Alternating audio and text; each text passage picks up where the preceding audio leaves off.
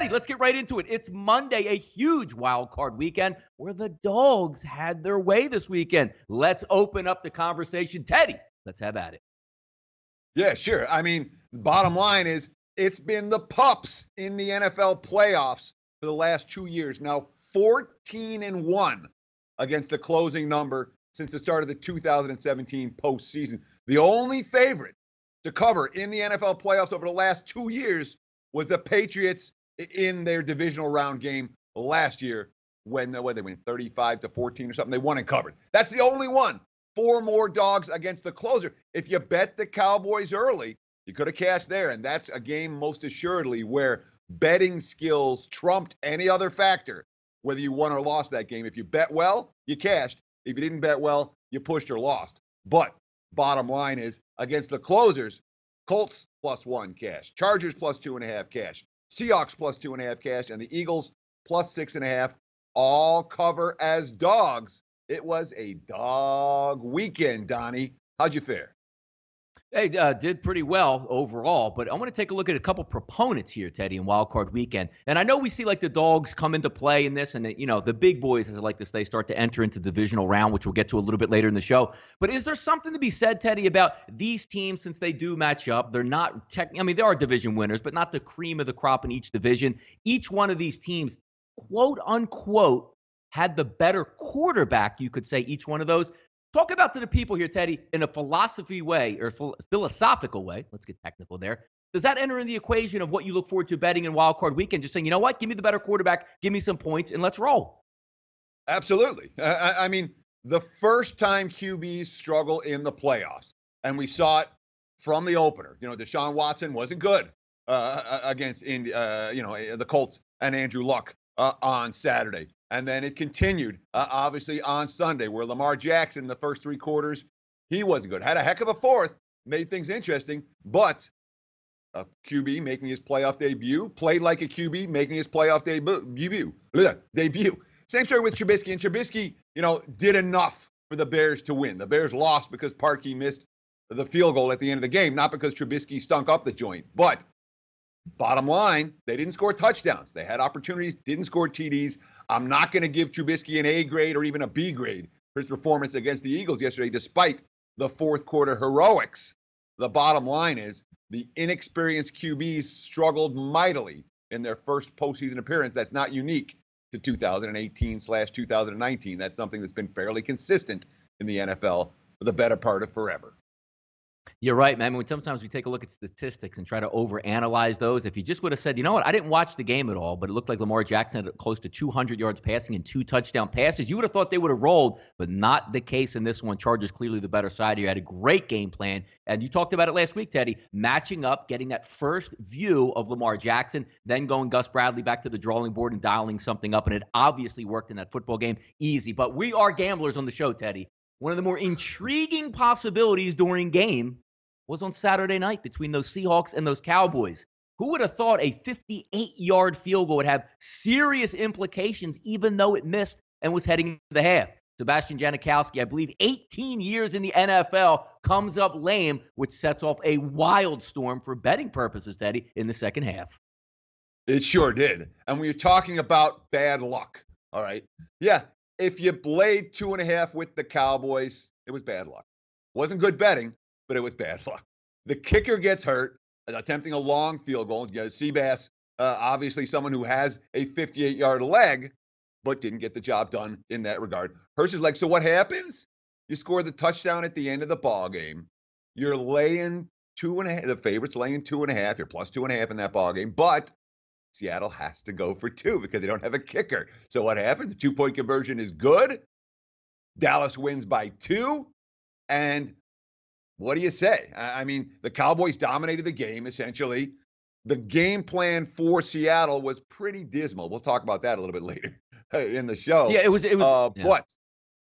But bottom line is, when the kicker gets hurt and it costs you a point spread cover because then they have to go for 2 and then they make it, yeah, that's a bit of a screw job. That's no question a bad beat if you didn't bet the Cowboys well. But the bottom line is, if you bet the Cowboys, you should have cashed that ticket.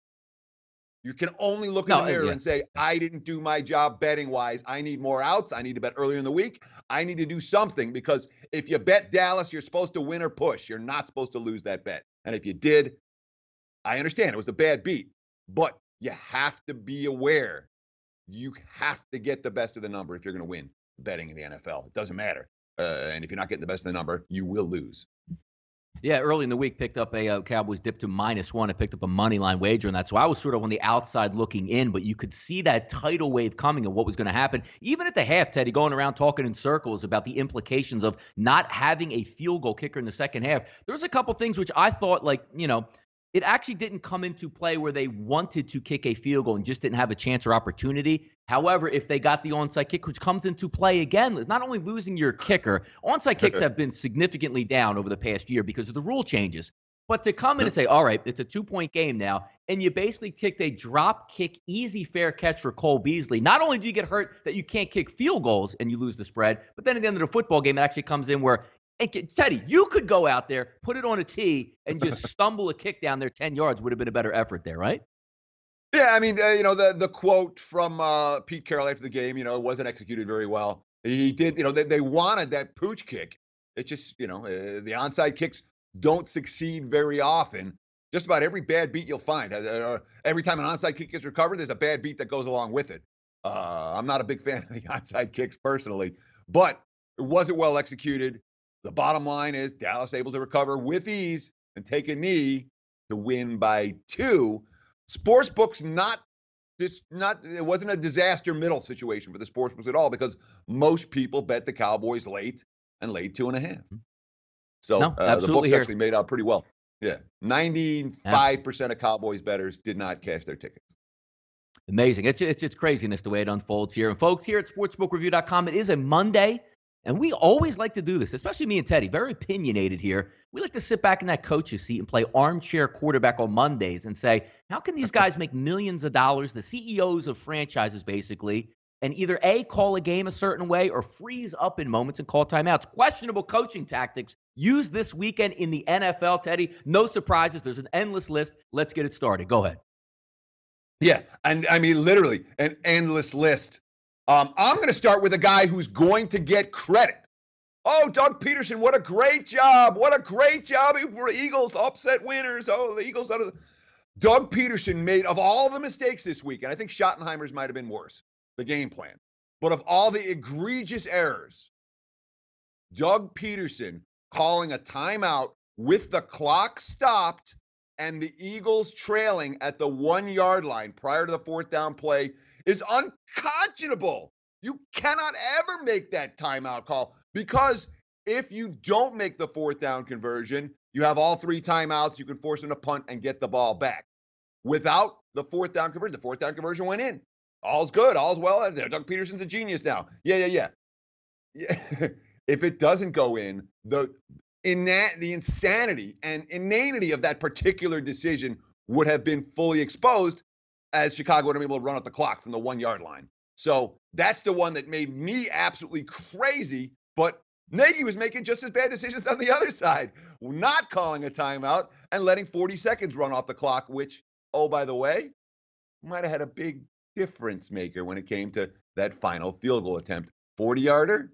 Yeah, 41-yarder. Would have been shorter if they'd have had that extra 40 seconds.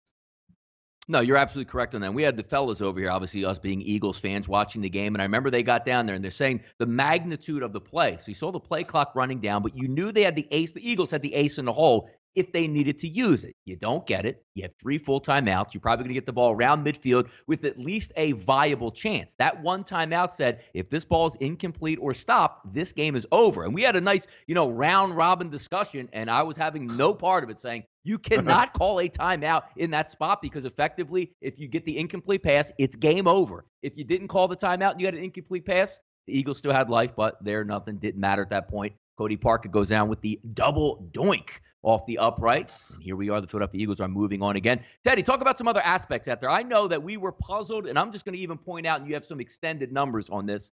Saturday night football game, Seattle Seahawks. You have a dynamic quarterback. Seemed like you didn't really want him to do too much in this game. And there was even one point where the Seattle Seahawks, Teddy, in the third quarter, had a first down on the 40-yard line, ran it 3 straight times, then bailed out by an unbelievable throw under pressure by Russell Wilson to Doug Baldwin down the sideline. But everybody had the same notion. I know you got here running the football, but that doesn't mean you just keep on driving into a brick wall. Talk about the Seattle Seahawks game plan on Saturday night versus the Dallas Cowboys. It's so much fun to be able to make fun of a Schottenheimer. It's like there's Not the first something time. about when you break down games after the games. We spent 20 years ripping Marty Schottenheimer. Now we get to Britt Bryan, who has been fired from multiple jobs before. The game plan is baffling to me. Russell Wilson's a Hall of Fame quarterback with a Super Bowl ring.